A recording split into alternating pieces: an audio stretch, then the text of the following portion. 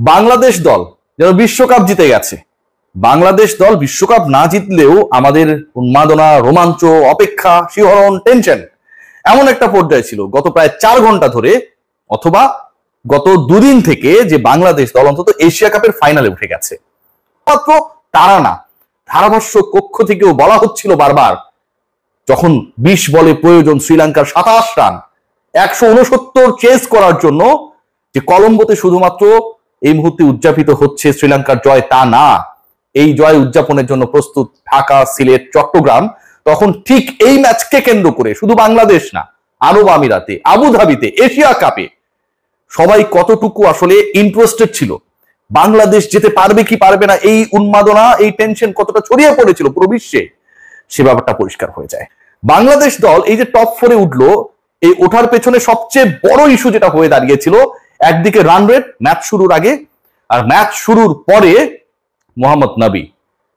একটা সময় যে আফগানিস্তান দ্রুত 5-6টা উইকেট হারিয়ে ফেললো, শ্রীলঙ্কান বোলাররা অসাধারণ আগুনে বোলিং করা শুরু করলো।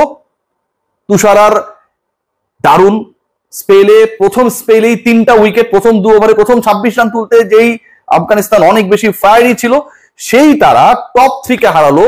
যেভাবে মনে করা হচ্ছিল যে শ্রীলঙ্কার জন্য এই জয়টা আসলে খুব বেশি ডিফিকাল্ট হবে না, সর্বোচ্চ তারা 20 ওভার খেলতে পারে, সর্বোচ্চ 120 রান করতে পারে 18 ওভারে। যখন আফগানদের স্কোর ঠিক 120, তখনও মনে করা হচ্ছিল যে আর 15-20টা রান অ্যাড হলে হতেও পারে, শ্রীলঙ্কার জন্য লক্ষ্যটা দাঁড়াবে হয়তো জয়ের জন্য 140, 42, 45 রান, ডেফিনেটলি বিলো 150।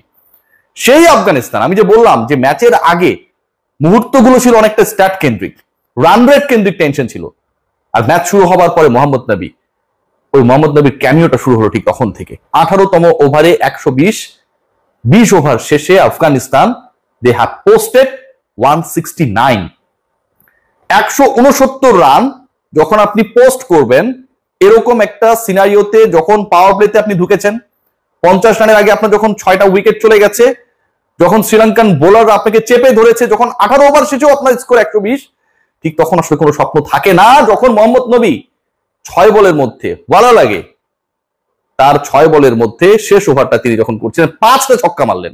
এক একটা ছক্কা এক এক দিকে, এক একটা ছক্কার দূরত্ব এক এক রকম, এক একটা ছক্কা যেন এক একটা বুলেট হিসেবে বিদ্ধ হচ্ছিল প্রত্যেকটা বাঙালির, যারা খেলা দেখেছেন টিভিতে কিংবা যারা মাঠে গিয়ে শ্রীলঙ্কাকে, বাঘেরা যারা সিংহকে সাপোর্ট করার জন্য গিয়েছিলেন। মনে করা হচ্ছিল ওখান থেকে সবকিছু শেষ হয়ে গেল, রেকর্ড নিয়ে কথা হবে, স্ট্যাট নিয়ে কথা হবে, বলা লেগে তাকে নিয়ে কথা হবে, এই যখন অবস্থা। এবং শেষ পর্যন্ত শ্রীলঙ্কা এই ম্যাচে জিততে নাও পারতে পারে, কারণ 169 চেস করে 170 করা এই কন্ডিশনে কোয়াইট ডিফিকাল্ট মনে হচ্ছিল। সেই কাজটাই তারা করে দেখালো, বাঘে সিংহে।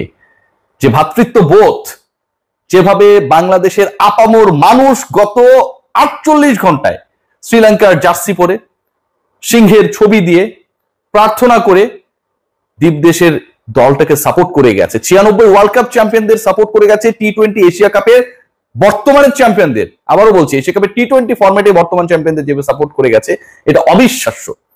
শ্রীলঙ্কানরাও মনে হয় না যে এতটা টেন্স ছিলেন যতটা বাঙালিরা ছিল।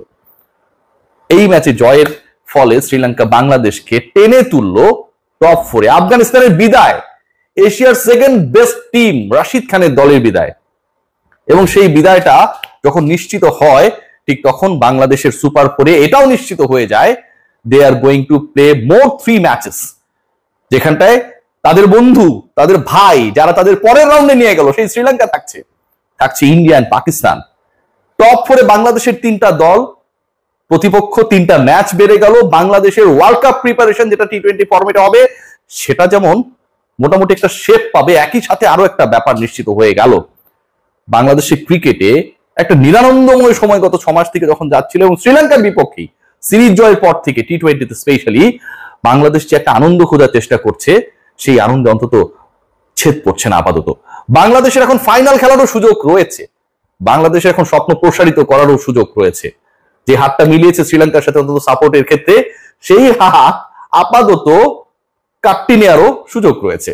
কেন রয়েছে দেখুন, বাংলাদেশ, ভারত, পাকিস্তান, শ্রীলঙ্কা টপ 4-এ যে 4টা দল রয়েছে, এই 4 দলের মধ্যে অন্তত 2 দলের বিপক্ষে বাংলাদেশ তো মানে 2 মাসও হয়নি 2টা সিরিজে জিতেছে। শ্রীলঙ্কার বিপক্ষে পিছিয়ে থেকে পাকিস্তানের বিপক্ষে টানা 2 ম্যাচ জিতে। সো এই 2 দলের বিপক্ষে যখন আপনি খেলবেন তখন সেটা কিছুটা হলেও আপনাকে একটা অ্যাডভান্টেজেস সিচুয়েশনে রাখবে more than any other time. Interesting fact শুধু এখানটায় না, বাংলাদেশের এই জয়টা, বাংলাদেশের এই শ্রীলঙ্কার মাধ্যমে যে জয়টা, টপ 4-এ যাওয়াটা, এটা আরো কিছু দিক দেখিয়ে দেয়।